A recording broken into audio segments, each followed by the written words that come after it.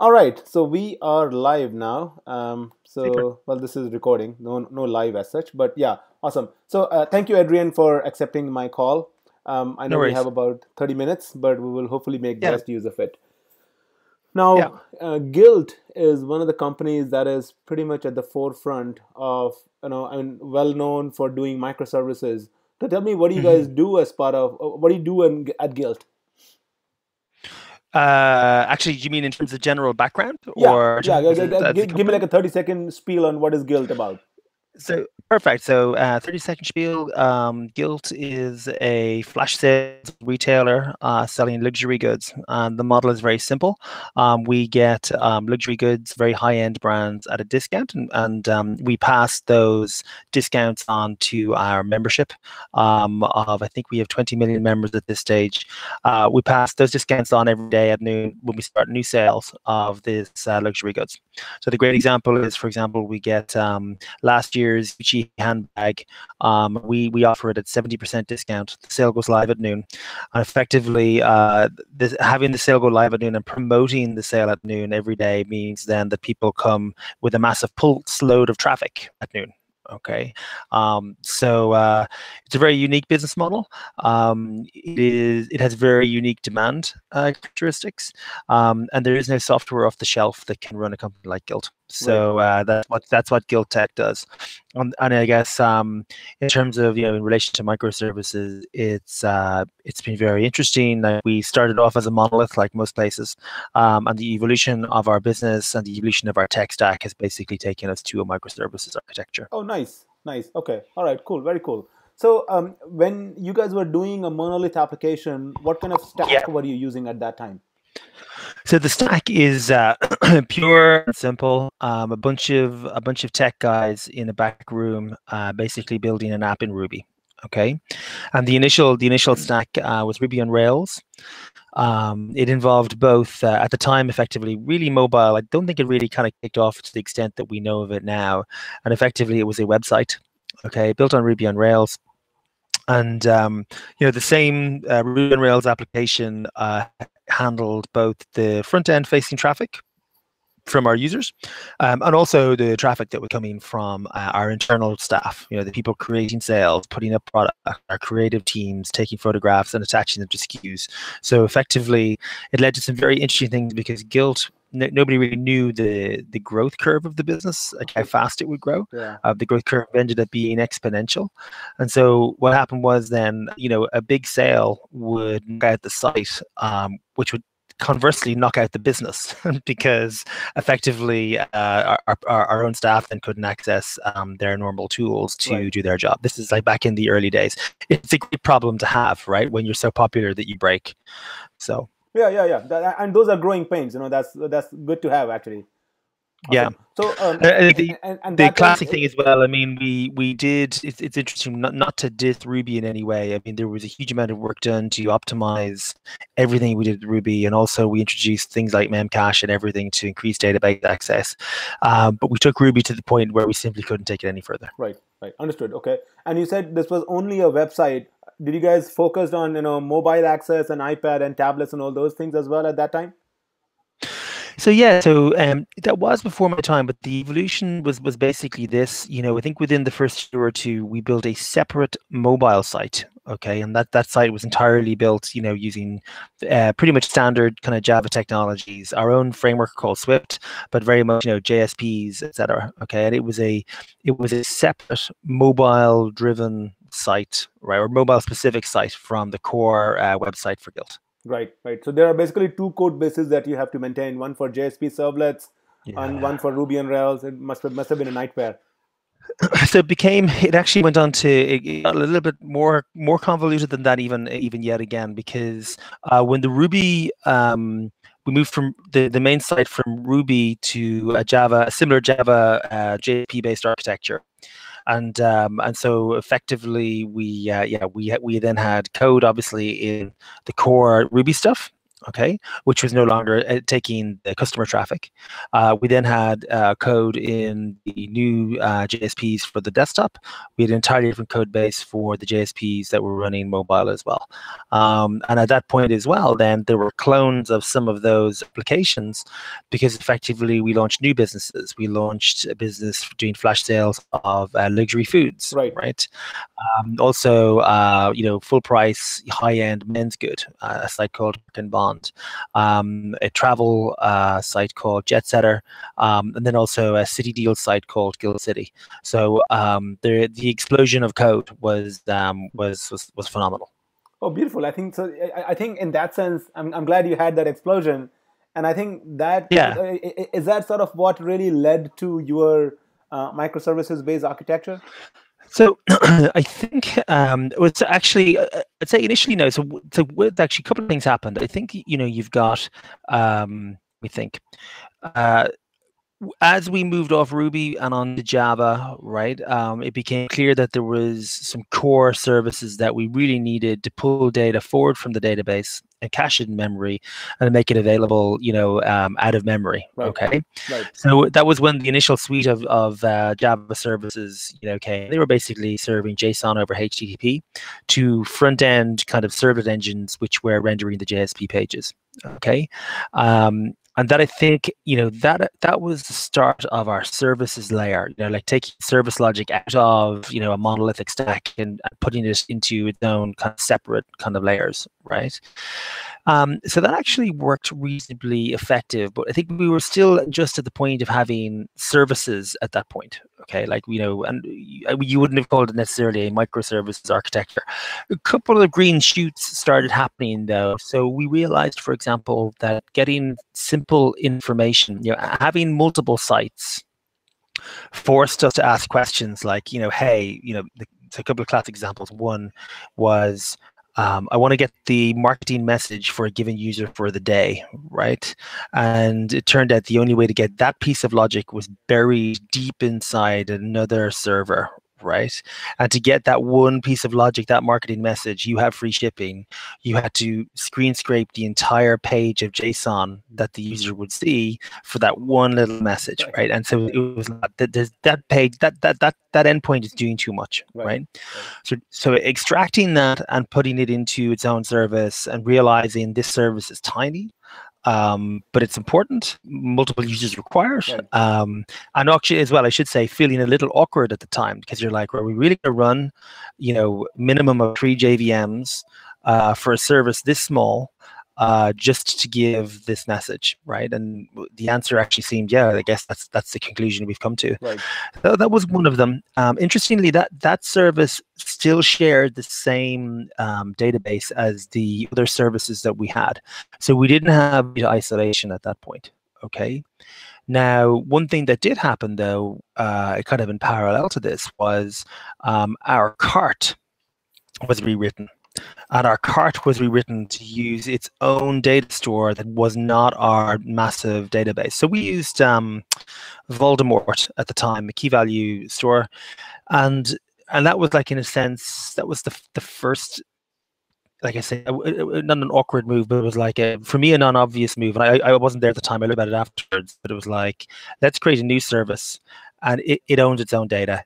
Nothing to do with the other database, right? And you could argue, well, that's crazy because how do you do a join from users to cart, right? And and you have that awkwardness, and it's like, well, actually, you'll just get the user GUID and you'll look them up, and it'll be very simple, right? And so that's the way we went, and that was the first kind of, I think, example of a purely separate, microservice that did one thing well and owned its own data, and I think. So what happened then, I think, was, in a sense, we're still not really at full microservices there, but we're coming closer to a world where, where we're more service aware, right? And those were, I think, the green shoots. Right. So I think you mentioned a very important part where you're talking about you started with simple services based architecture, then slowly you Yeah. moved over to microservice based architecture, and one of the critical Yeah. pieces you mentioned over there is the isolation of data itself. So Yes. do you think that isolation of data is equally important as isolation of services? So I'm coming to the conclusion that I think that's the challenge in terms of design, because I think it's very easy to munge all of the data together, right? But then you end up with what everybody has, which is one big messy database, Right. right? And I think it's really important in terms of when you design services to, if they can own their own data, then that is totally preferable. And we have had situations that are enormously hard to debug where two different server endpoints give crazy behavior, and you discover afterwards that it's because they're both actually joined at the hip on a data store, Right. right? And that's the problem, Yeah. Yeah. right? Yeah. So the conceptual clarity, and even the failure modes of basically just having a separate data store Right. is really important, So right? yeah. Now that said, though, one of the interesting things there that was, I think it was actually Jessica Kerr brought this up. When you try and figure the size of your service, you know, if you need 10 endpoints, and logically the best thing is for them all to access the same data, right, then really you should just have one service that accesses that database. Right. And that makes people think, but it's not a microservice because it's not small, right? But actually, in a sense, it is a service. It has control of its own data. It is one focused or coherent set of things. And I think for me that feels like a very positive kind of balance, Right. right? So Right. it Right. feels Right. right. Yeah. I think that's a common confusion in the market where people talk about microservice means micro code, which is not the reality. It should really be the functional decomposition where it completely Yeah. owns that function, whether it's data, code, whatever it Yes. is. Yeah, and I think the hard part, of course, is as designers, kind of in a sense, drawing the lines, right?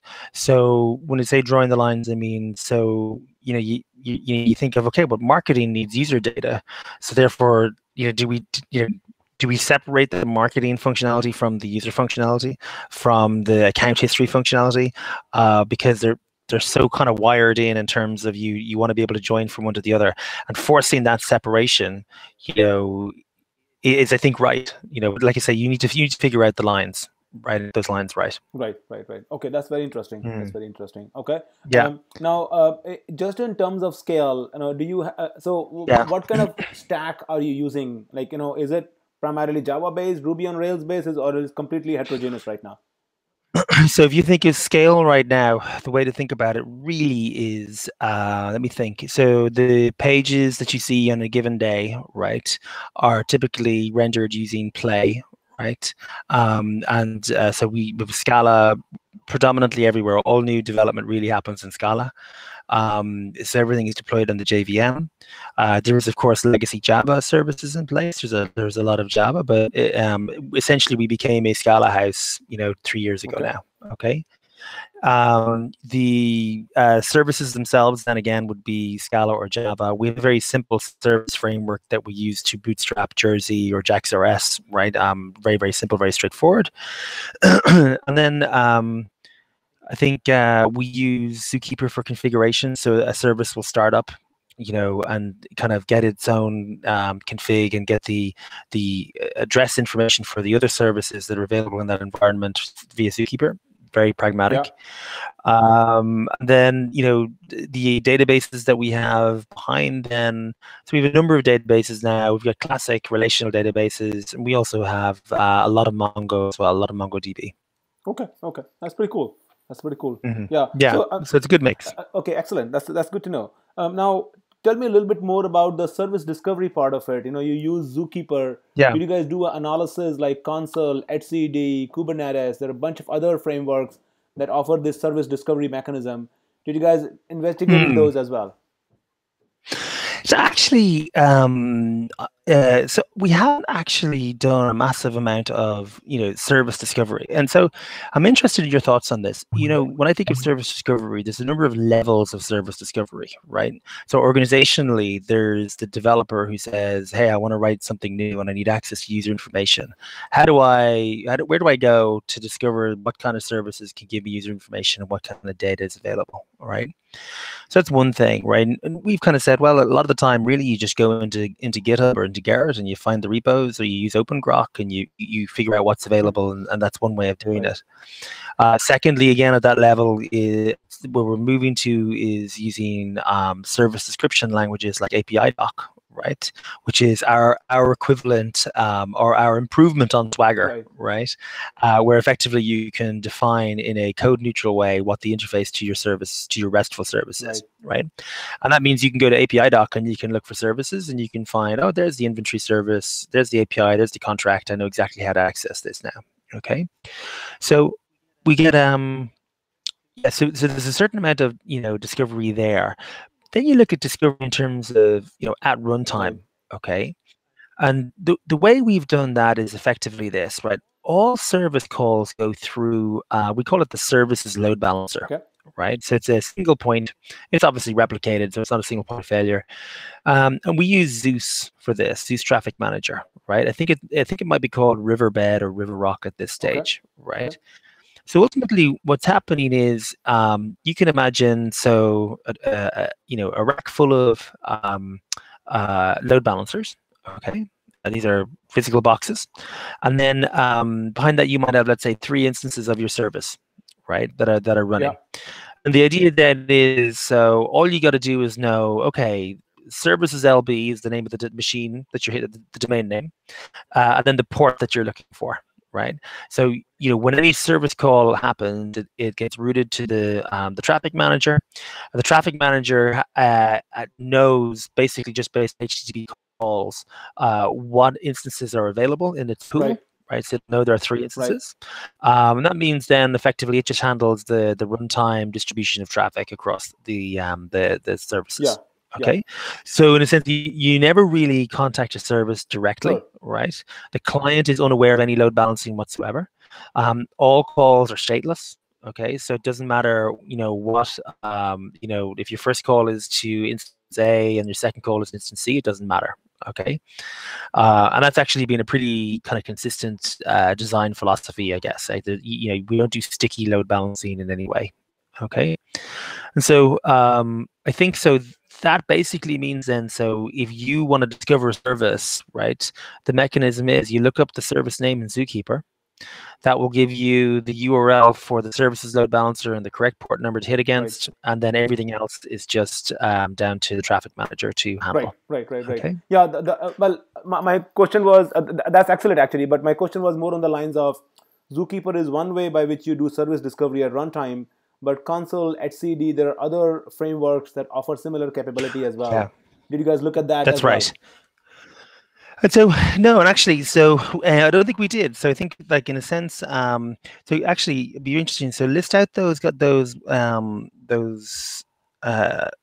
technologies for me, right? So you're saying Console? Yeah, Console, CONSUL. That's one. Oh, console, right? Got it. There is another one which is HCD, which is basically just a distributed watchable service registry. Then of course there is Kubernetes, and then any of the in-memory data grids, like if you take a look at Infinispan or Memcached, because eventually what you're looking for is a REST API where you can store a service name and a corresponding data to it, URI port, etc. That's all you care about. So, but I'm with you though. Because Zookeeper sort of becoming, whenever I'm talking to people, most of the folks end up using Zookeeper for their service discovery. Yeah, I mean, I think it's very simple. It's a kind of a highly available, distributed kind of mechanism. Right? It works really well, right? And I think it's like, so I know certainly I think Kubernetes is quite new. So we've been using Zookeeper in our stack now for the guts of 3.5 years. Right. So I think there's probably an historical thing as well, right? I think that, back when we tried, I don't think there was the same depth and breadth of service discovery pieces. Now, the other thing as well that I'm in kind of services since like Corba, right? So therefore, I went through SOAP and WSDL and the whole shebang, right? And one of the things I think that was a recurring theme for me was there were many products that were down to registries and service discovery, right? And in general, in my mind, they were solving a problem that didn't actually exist. right? Because all anybody really needed was a centralized lookup for configuration of an endpoint, That's it. and that's actually it. Yeah. So very few actually added what we needed, right? Now I do think though now like we are becoming more sophisticated, right, in how we define our services. We're becoming more sophisticated, in a lot of ways. I guess in terms of how we access our services. Could we consider a tool now like Kubernetes? It'd be interesting to have a Yeah. look, Yeah. Yeah. right? Yeah. Yeah. But I think in a sense, like we would be looking for just one tool that does one thing well, Sure. right? Yeah, I think that's probably fair to say. Well, actually, Okay. that's an excellent segue, because the next thing I really wanted to ask you is Docker. Docker, is known to do one thing Yeah. really well and one thing only. Yeah. So, what do you think is the relevance of containers or Docker in that sense in microservices world, and how effectively are you using them? So in our world, so I think we are using them effectively. So here's the thing: when you're in a microservices world, right? When you're in a simple world, right? Let's say with 20 services, then you know your machines by name, and you kind of through negotiation with your favorite kind of ops guy, you figure out what machine to deploy stuff Yeah. on, right? As we move to more like to cloud, right? And actually, what I should say though is that actually did cause us a lot of grief, because co-location of services on boxes in our own warehouses, that was on many, when we have a new outage, typically it could be one rogue service on the box that took out the let's say the login service, which also took out then this other thing, then nobody can log in to the site, nobody can Right. purchase, right? Right. And you discovered that actually that's a problem, right? So what were the things that we learned? We were co-locating services.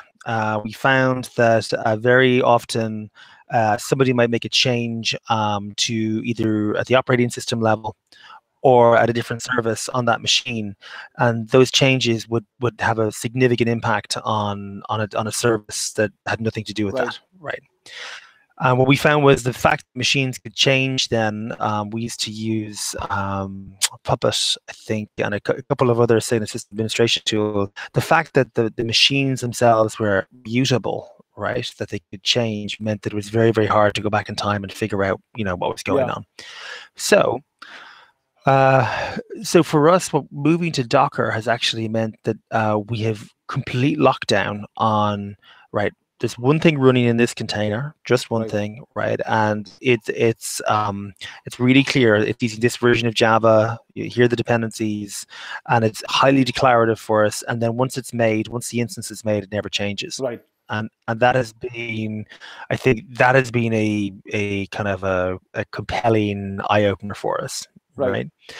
So, but you think about it, and I go, so when we program new services, and we've moved now to AWS, and we deploy everything to EC2, and so in a sense, because we only recently moved, we've got a ton of legacy services that don't really make use of any of the special mojo that comes from Amazon. So what's happening is we're taking these services and we're just doing a lift and shift. We're dropping them into a VPC on Amazon, and effectively we're not using Docker there in a major way, right? Okay. But now, so the different departments then now have their own separate sub accounts, right? And those sub accounts in AWS, that's where we use auto scaling groups, ELBs, the lot, right? And for those teams, the running thing is now we're deploying using containers, we're using Docker, right? We're being very explicit about the instances that we're creating, and that gives us, I think, kind of just this really simple concept around what it is that we create. What is the unit of deployment? Right. Okay. Right. So we're certainly not entirely on Docker, right? But there has been a significant move from many teams to build Docker deployables, right? And that's And where I presume, as you go forward, as more refactoring happens, then Docker would be the trend to go possibly. Is that right? For us, Docker is the trend, right? Now, it is interesting. So what do I think? I kind of came up with a strong belief in standards over Right. products as Right. such, right? And so the idea of, today, like so today, Docker is the container that we're using, right? And in a sense, you can feel good about that because really, it's just a Linux distribution, and a kind of a wrapping around C groups, okay? So you can feel good about that as we're on a very standardized platform. But, that's not to say that there could be a different container that we might end up using in the future, right? So, I think we're feeling very, very good about Docker now. We've learned a lot, and for now we're sticking with Docker. But yeah, who knows what might Right. happen in the Right. Right. future?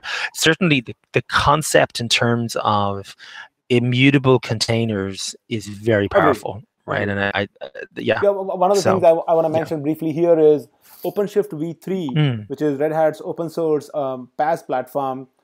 Like unlike any other PaaS platform or IaaS platform, which Amazon is, um, OpenShift v3, which is scheduled to go final this year, will provide first-class support for Docker and Kubernetes. So That's amazing.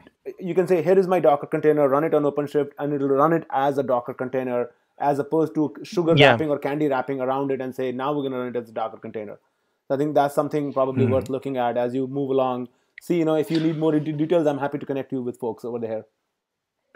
I'd be interested in learning more. Absolutely, yeah. I'd be very interested in learning more. Yeah, I'll throw Okay. that. I think So I think for us, I think and I do have to check actually, but effectively what we're doing right now, I believe we're running a Docker container per okay. instance, right? But I think only recently we've the ECS, I think it is, the container service from Yeah, Amazon seems to be coming out with something that could be valid. But I'm very interested to hear what you guys understood. have. I think it'd be Understood. No, amazing to I'll hear. make sure that Okay. when our guys talk to you, they specifically talk about ECS and how does it compare with OpenShift that way. Yeah, that'd be I'll really make the super to connection. understand more. So I got a couple of more questions. The other Yeah, one of is course. about the first one is about CI/CD. How much of the DevOps practices or continuous integration and push to prod, that sort of stuff, do you guys do, or do you think the relevance of that is in microservices land? So, you use the words Well, CI/CD. Oh, continuous integration, right, continuous right, right. deployment. Got it. Okay. So, actually, yeah. So first, I think so. We're pretty much culturally committed now to DevOps and basically engineers owning the code they deploy, right? And we've toyed every now and again, we've kind of said, that actually does create an ownership problem because teams then end up owning maybe 30, 40 services that they've got, and some of them they know very well and some of them they've inherited. So there are problems there, right? That said, though, we feel much better about having our engineers own that code rather than the idea of having like a site reliability Right. engineering group that you throw over the thing. So feel good about that. The tooling that we've built on Ion Roller, right? And actually, we actually have a very vibrant debate right now. We've built tooling that allows you to do continuous delivery, right? And Docker container and then put it in the pipeline and then it just gets deployed automatically, and new instances of your new Docker instance are created, traffic is migrated across, right, bit by bit, from the old instances. If there's a problem, the old instances are kept like in a lukewarm state for a period, then you can just fly straight back to them if there's a problem, right? So feel very good about kind of that, and I think yes, certainly, yeah, we do try and keep that the teams, own the Right. deployment. Right. Okay. What I would say is one thing I'm discovering is, I think an original part of that vision was the idea that every engineer knowed and cared about the way stuff was Right. deployed. And one kind of recurring theme I see is that there are many engineers who actually don't give a damn, right? And they don't want to know about containers and they don't want to know about Always the Amazon. case. They just want to just get their shit. And so effectively, that to me is very interesting. It kind of points to the idea that okay, When you talk about DevOps, I think what it means to me is that you do have a specialism within a team or within a team of teams that is helping the engineers get their stuff Right, deployed, right, right, right? Rather than as a totally separate organization that you ship to get deployed, right. right? So yeah, I mean, I think we're pursuing the DevOps kind of road. We're doing continuous integration. We're doing continuous deployment. And I think we feel pretty good. We've been doing continuous deployment now for probably the last year and a half or How many so, and I think we've deployments? learned How many a lot from it. deployments do you have in a day on Gilt.com?